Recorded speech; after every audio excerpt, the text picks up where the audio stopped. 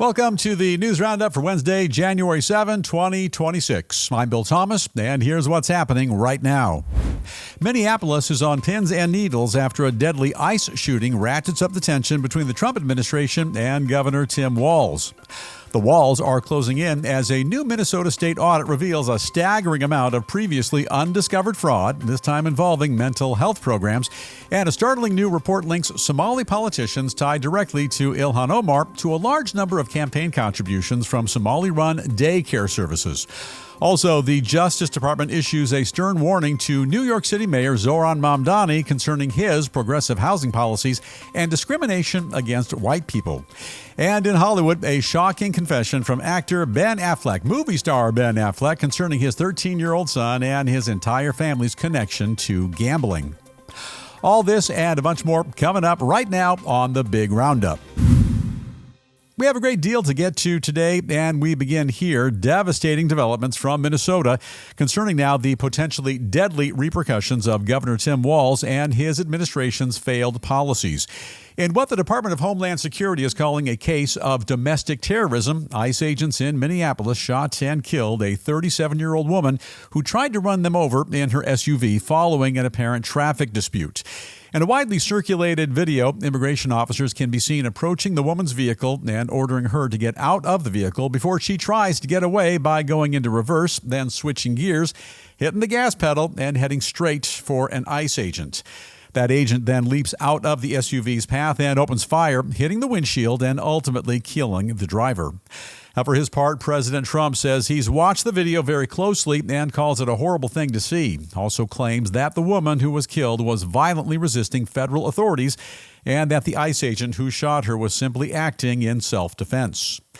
Meanwhile, as can be expected, Minnesota Governor Tim Walz has a completely different point of view, a different narrative altogether. He vows that his administration will not rest in their search for accountability and justice for the victim. Also says he's preparing to deploy the National Guard if things get out of hand, that his state doesn't need any more help from the federal government, and that President Trump and his team have already done enough damage.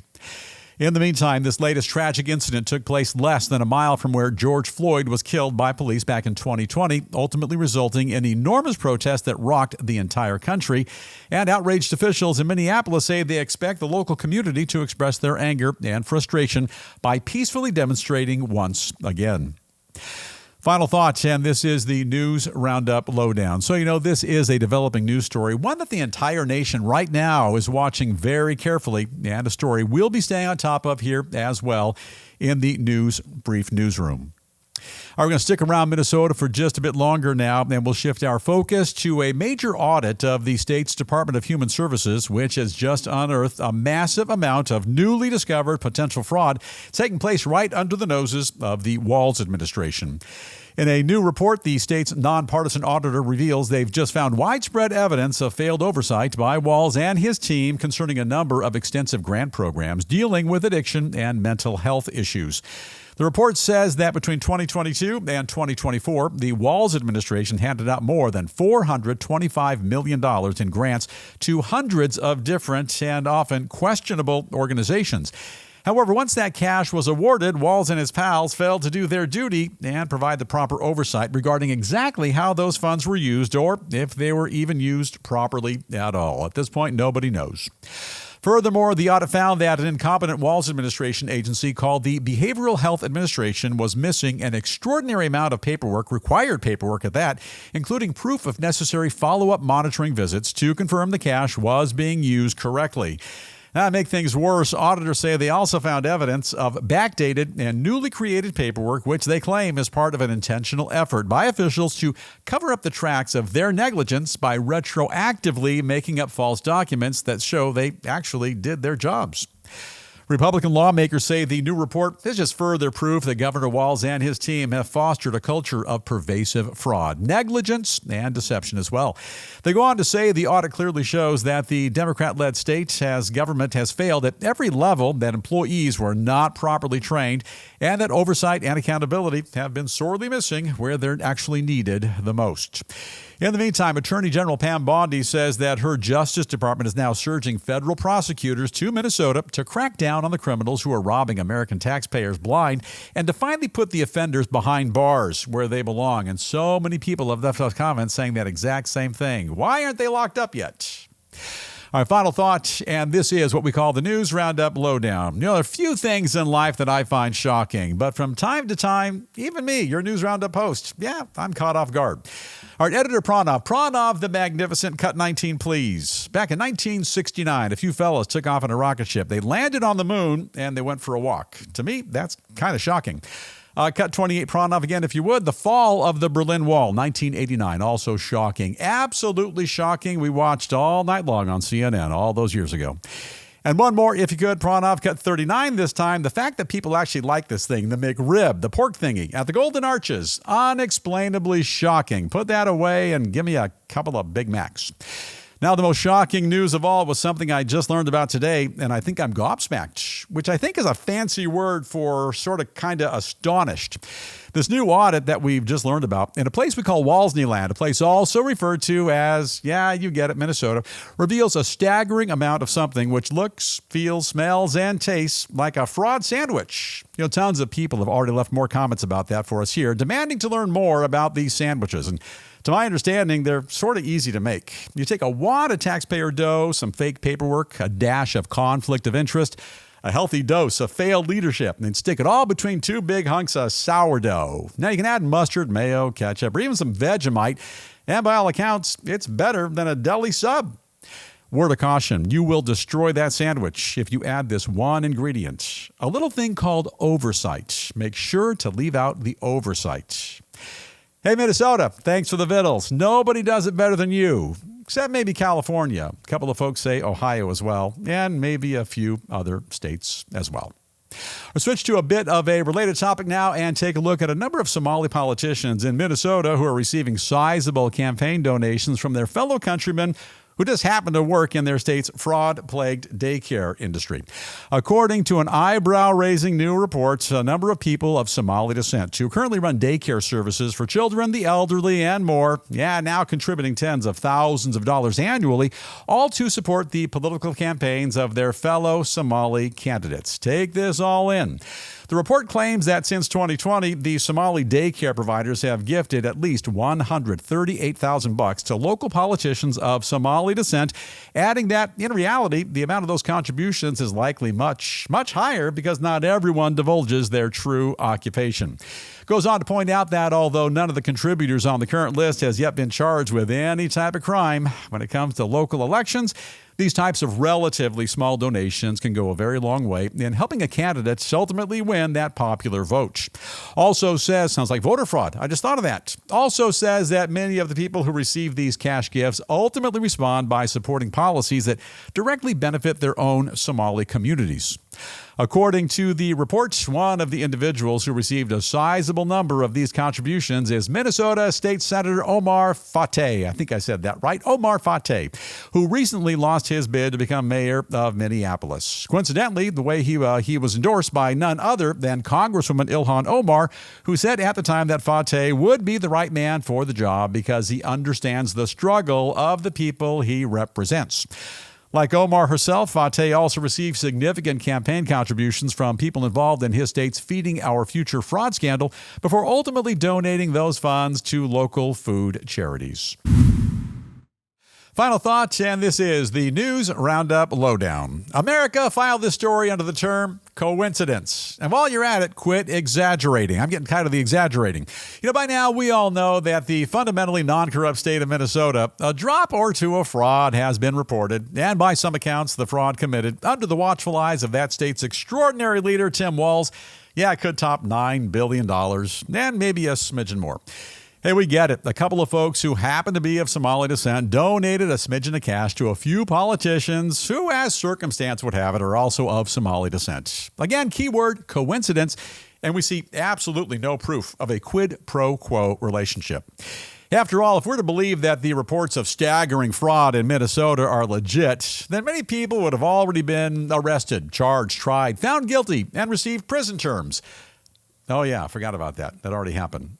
Hey, but look, if fraud could be authentically, empirically, irrefutably proven, then the governor of that state would most likely not run for a third term later this year. Oh, yeah, I forgot about that, too. Brother Walz just said he won't be running for governor following his disastrous second term. And like I said, it's all just a coincidence. Couple of goofy accounting mistakes. Nothing to see here. And outside of the guilty verdicts, convictions, and more, Minnesota state politics, it is a thing to behold. I'll change things up just a bit now. Turn our attention to a stern warning from the Trump administration aimed directly at New York City Mayor Zohran Mamdani and his potentially racist housing policies. A top civil rights official at the Justice Department now telling the 34-year-old mayor in no uncertain terms that our country will not tolerate any type of discrimination, which is based on skin color, in part because, it's completely illegal. The Trump administration putting Mamdani on high alert after he appointed a far-left activist as his city's new tenant advocate. In the past, that appointee has made a number of controversial remarks, including by arguing that property should be collectively shared instead of privately owned, and saying that this type of transition would require white families to rethink their current relationships with their homes. No fooling. Furthermore, Mamdani's new tenant rep also has called home ownership a weapon of white supremacy, urged her followers to seize private property, and called for voters to elect more communists to public office. Are you listening to this, New York? Alarmed critics claim that this type of inflammatory rhetoric shows that Mamdani and his team are dead set on implementing a number of discriminatory policies. They also warn that the mayor's socialist housing agenda will ultimately wind up harming both landlords and property owners. That means pretty much everybody. In the meantime, the Justice Department now officially says that if Mamdani and his cronies violate any civil rights laws at all, the Trump administration, they'll be happy to step in and explain it to them. She goes on to say that equal rights apply to all Americans, that just because you're white doesn't mean you have fewer rights in this country, and that right now Mamdani is under very high scrutiny. Final thought, and this is the News Roundup Lowdown. New York City recently sold a bill of goods by this Mamdani fella, and bit by bit, day by day, everybody's now beginning to find out what they bought. Only a week into his term, and the city's mayor already warned to not discriminate against Caucasians. That warning should have never been necessary in the first place, but something which most likely didn't catch anybody by surprise.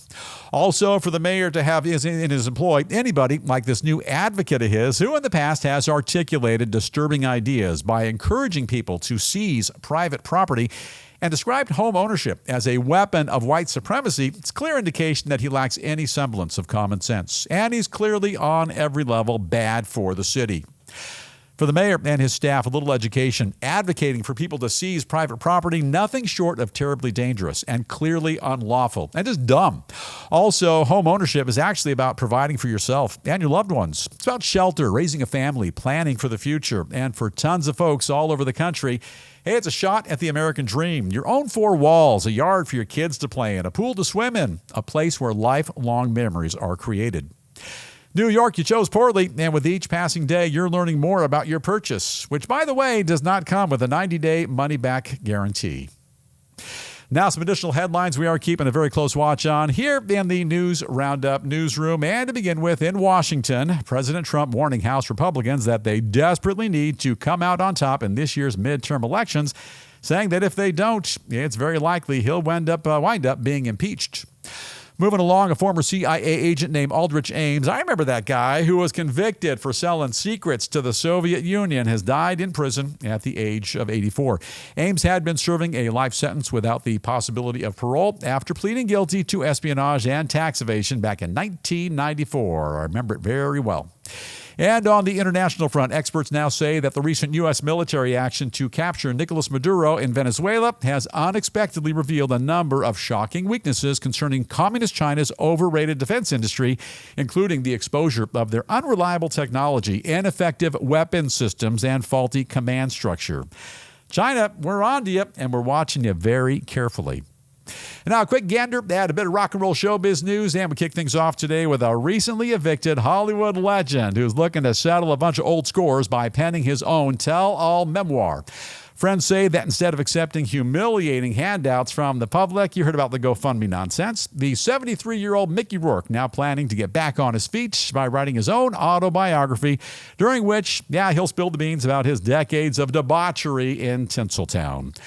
Mickey Rourke going to write a book. Well, what's to tell? He made a couple of movies, tried his hand at boxing, got beat up a little bit. He's behind on his rent for a little crib he stays at, and they say he doesn't get along so well with De Niro and Sean Penn and all the other big celebs. If Barnes & Noble is still in business, go to the bargain bin when the book comes out, and best bet you'll grab that new readable for less than $5. A bit of a stocking stuffer. Now, from one legendary actor to another, and a bit of a shocker, Academy Award winner Ben Affleck now revealing that a love of gambling, kind of runs in the family business. The bearded actor says he was stunned when his 13-year-old kid recently asked him for $100 so he could bet on some ball games before confessing that when he himself was a young lad, his own pops earned a living and made ends meet by working as a small-time bookie. Throw your dad under the bus like that. If the kid was smart, he would have taken bets from his moneyed-up schoolyard chums on whether or not Papa Affleck would actually come on up and pony up that C-note. Just because his pops is a rich and famous movie star doesn't mean he's going to give his teenage kid a wad of dough to bet on the ponies. Junior, you got to think these things through.